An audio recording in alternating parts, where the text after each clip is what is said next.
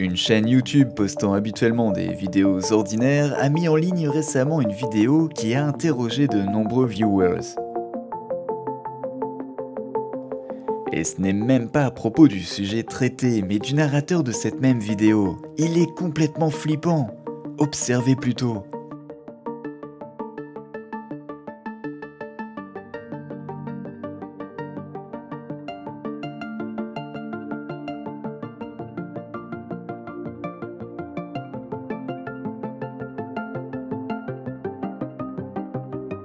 Le titre de la vidéo annonce la couleur. C'est en effet la première fois qu'on peut lire une addition pour définir le top d'une vidéo. Habituellement, nous avons des top 5 ou des top 10.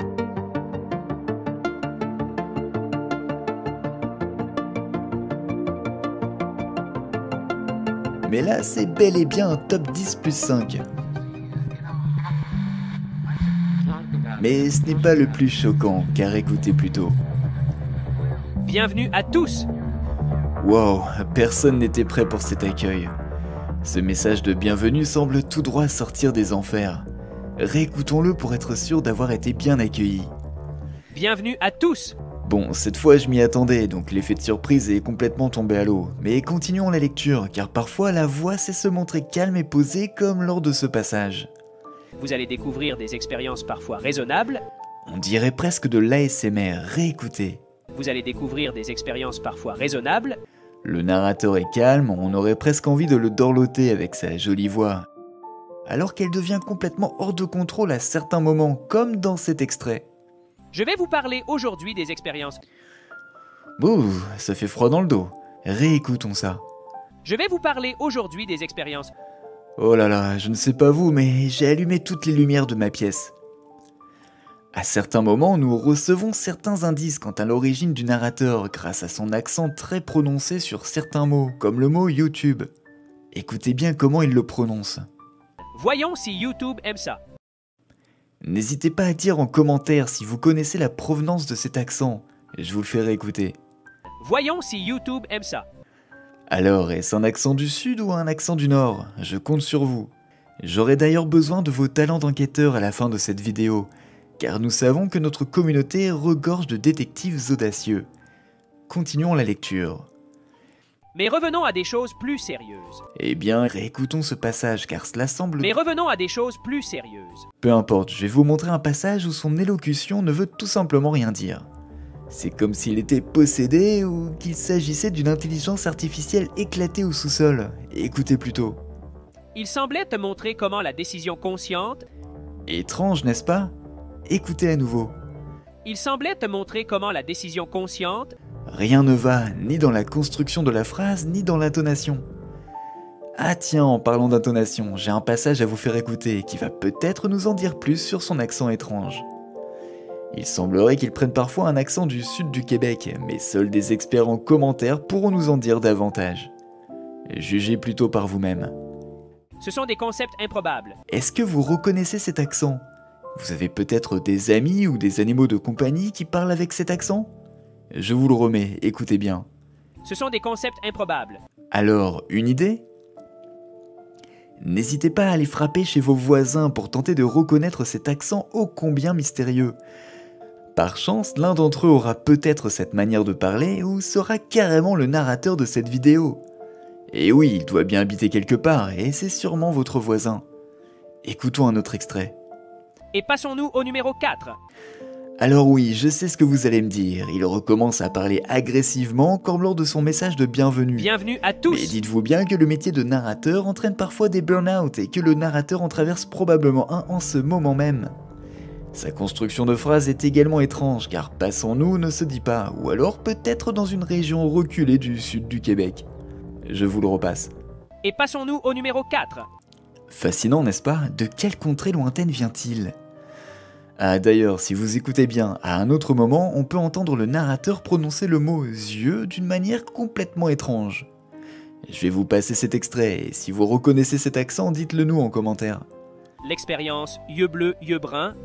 N'est-ce pas étrange? Je vous le repasse, car si j'avais dit ça en cours de français, j'aurais certainement terminé en cure de désintoxication au CDI du coin. L'expérience yeux bleus, yeux bruns.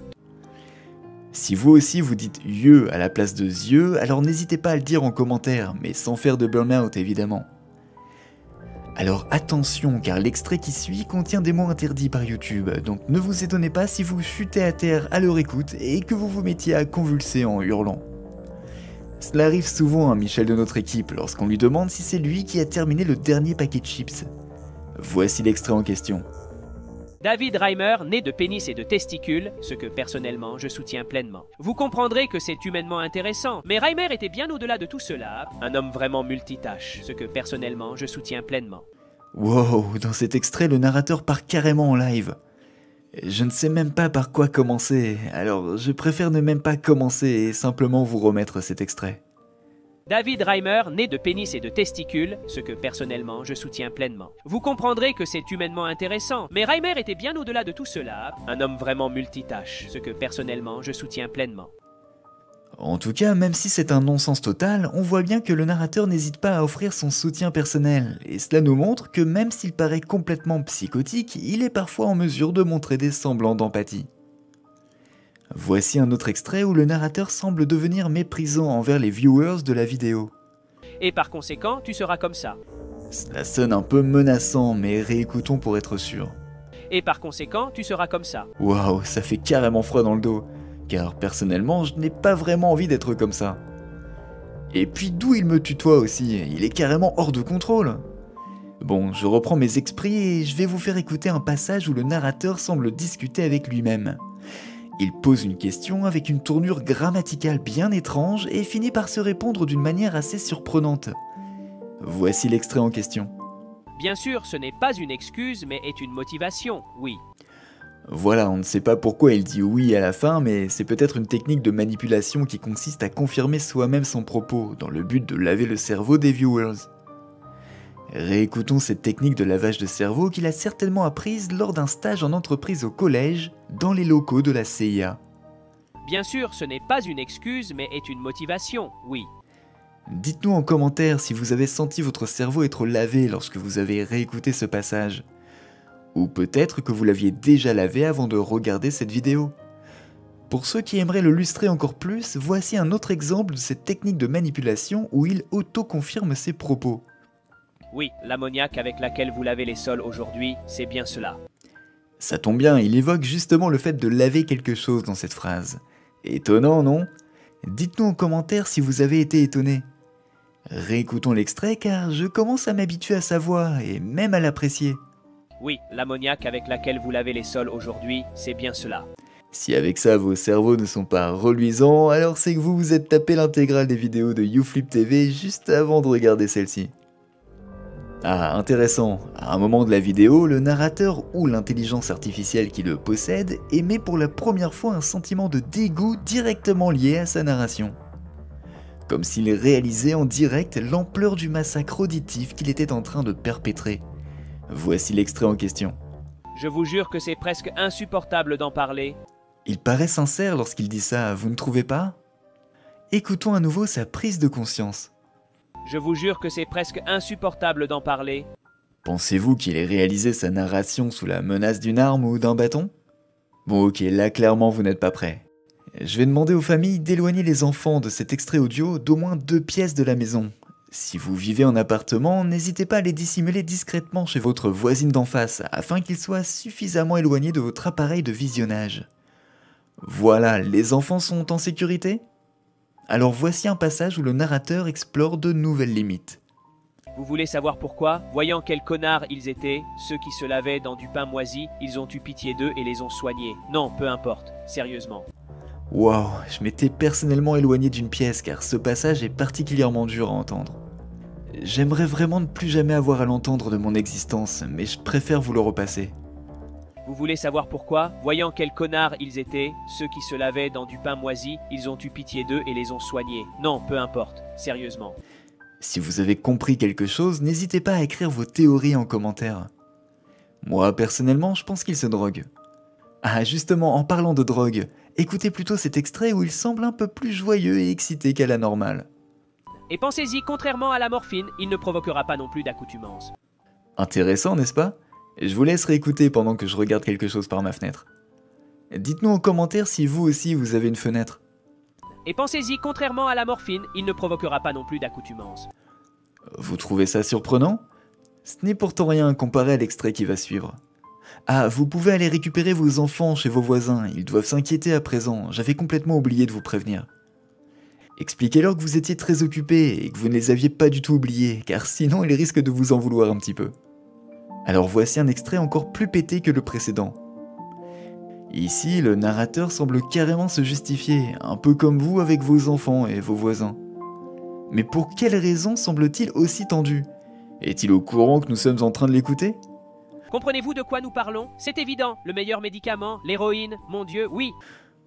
En une phrase, il combine sa technique de manipulation en auto-confirmant ses propos avec sa passion pour la drogue et il semble même vous engueuler, car apparemment vous ne comprenez rien à ce qu'il dit. C'est quand même fort. Réécoutons. Comprenez-vous de quoi nous parlons? C'est évident, le meilleur médicament, l'héroïne, mon Dieu, oui. Pour une narration toute droit sortie des enfers, c'est quand même osé de faire référence à Dieu. Mais bon, qui sommes-nous pour juger? Le narrateur semble juste un peu nerveux et sur le point de perpétrer une tuerie de masse.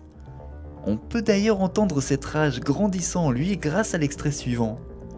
Les enfants peuvent rester à proximité, mais n'oubliez pas de leur donner leur goûter, sinon ils vont mourir. Si vous avez vécu dans les années 1400 et que vous en avez eu marre de vivre dans les années 1400, mais non, bande d'imbéciles. Bon, clairement, le narrateur vous méprise au plus haut point, tout comme il méprise les années 1400. Je suis sans voix, mais je vais tout de même continuer de parler. Réécoutons cet extrait imbibé à la fois de violence et de foutage de gueule. Si vous avez vécu dans les années 1400 et que vous en avez eu marre de vivre dans les années 1400, mais non, bande d'imbéciles. Eh bien, il nous a bien remis à notre place en tout cas. Personnellement, je fais moins le malin. Dites-nous en commentaire si vous faites moins les malins. Bon, je vous préviens, l'extrait suivant est un peu plus long que les autres, alors je vais vous demander d'être bien concentré, donc si vous pouviez cette fois-ci placer vos enfants sur votre balcon en prenant soin de bien refermer la baie vitrée, vous augmenterez vos chances de bénéficier d'un confort maximal de visionnage. Voilà, c'est fait. N'hésitez pas à nous dire en commentaire si le tambourin nous donne des coups dans la baie vitrée. Voici l'extrait en question. La bonne vieille théorie qui veut que si l'on se blesse à un bras, il faut casser l'autre. Ainsi, vous ne sentirez plus la douleur dans le premier. Alors, comment enlever les cailloux du diable? De cette manière, une belle image absolument explicative et aussi absolument fausse, comme en témoigne le visage impassible du patient. On remarque que le flot de sa voix devient de plus en plus monocorde et menaçant, comme s'il souhaitait le décès instantané de tous les viewers de sa vidéo. Il doit vraiment traverser une sale période, un peu comme vos enfants sur votre balcon. Ne les libérez pas tout de suite car nous allons repasser l'extrait. La bonne vieille théorie qui veut que si l'on se blesse à un bras, il faut casser l'autre. Ainsi, vous ne sentirez plus la douleur dans le premier. Alors, comment enlever les cailloux du diable? De cette manière, une belle image absolument explicative et aussi absolument fausse, comme en témoigne le visage impassible du patient. Je ne sais pas d'où il sort ce genre de théorie, mais je ne pense pas que ce soit de type éthique. S'il vous arrive de vous casser un bras lorsque vous ressentez une douleur dans l'autre bras, dites-le nous en commentaire, même si j'imagine que ça ne doit pas être facile avec deux bras cassés.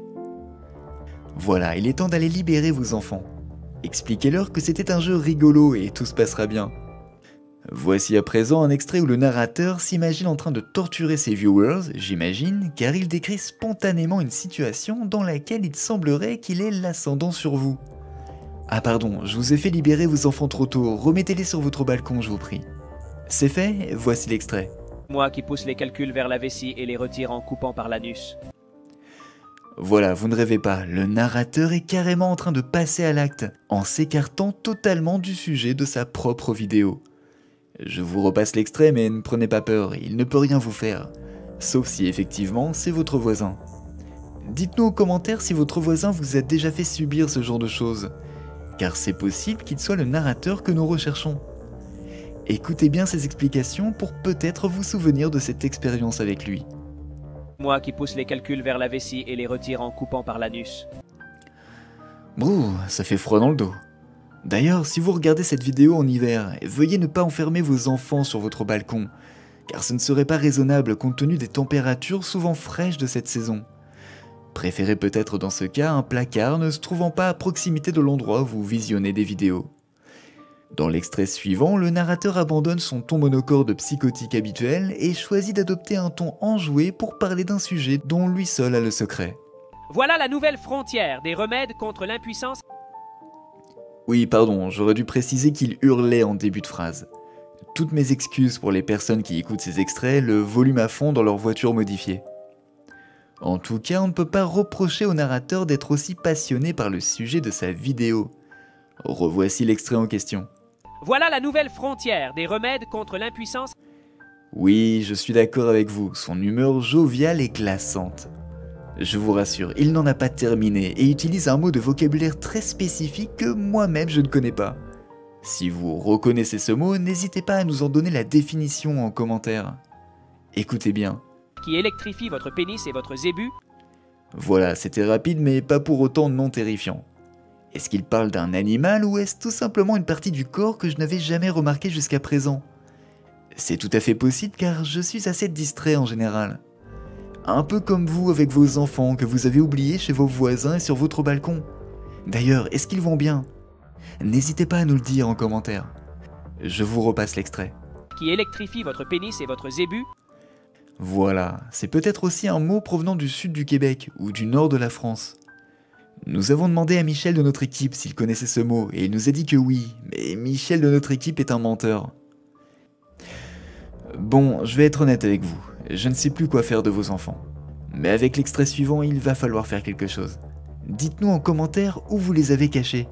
L'extrait suivant est difficile à croire, c'est presque paranormal car vous allez assister à une sorte de possession en direct.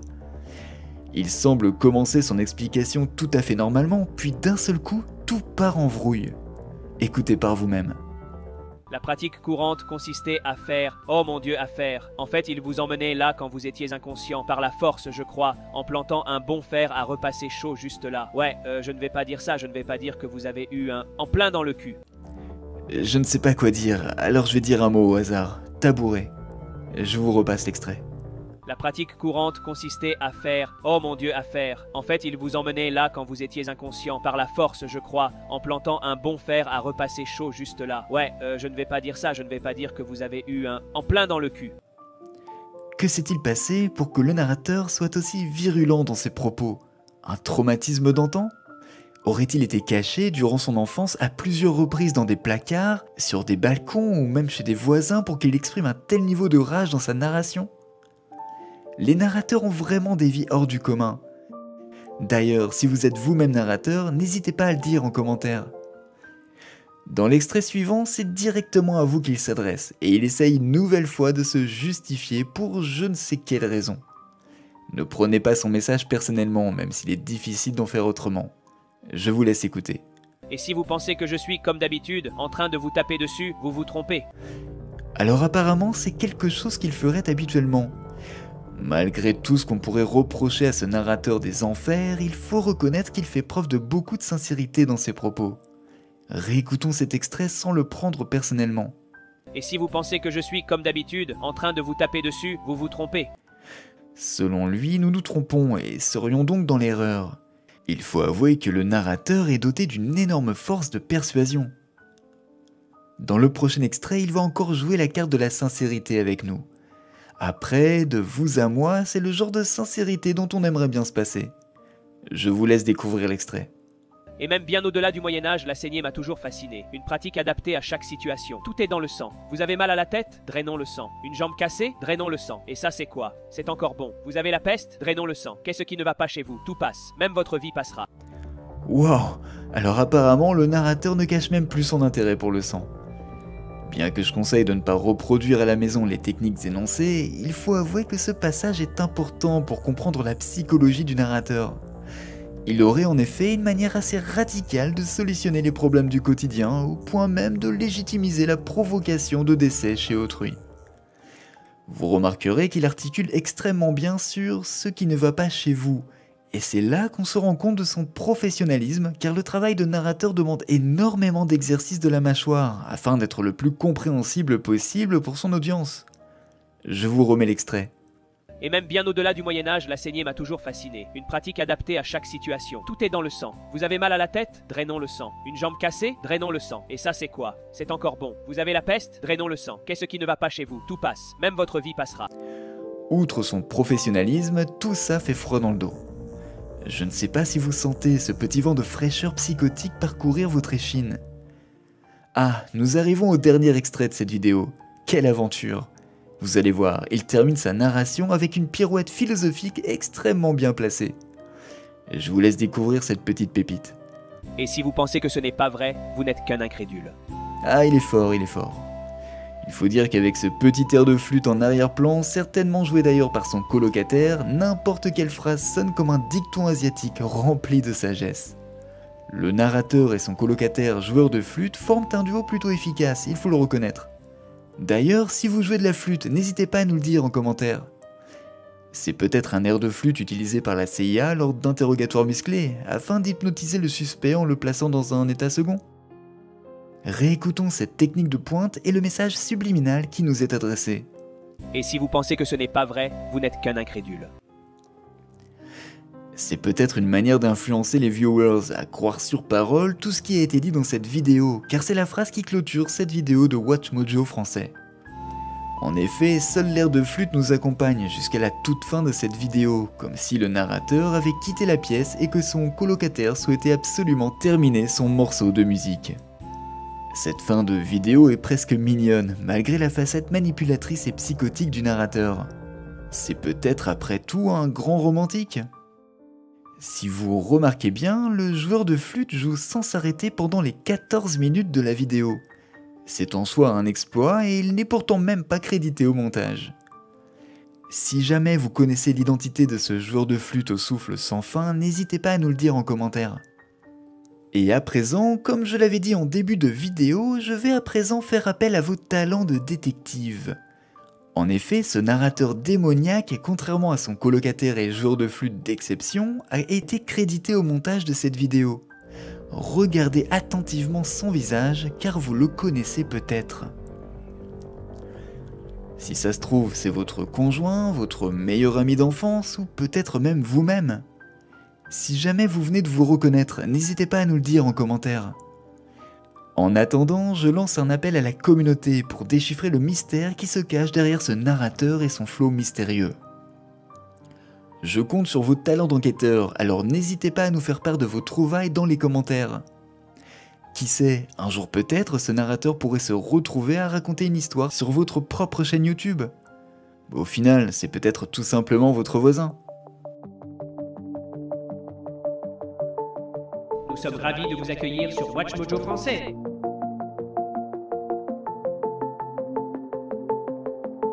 Aujourd'hui, nous allons explorer les différentes voies de l'histoire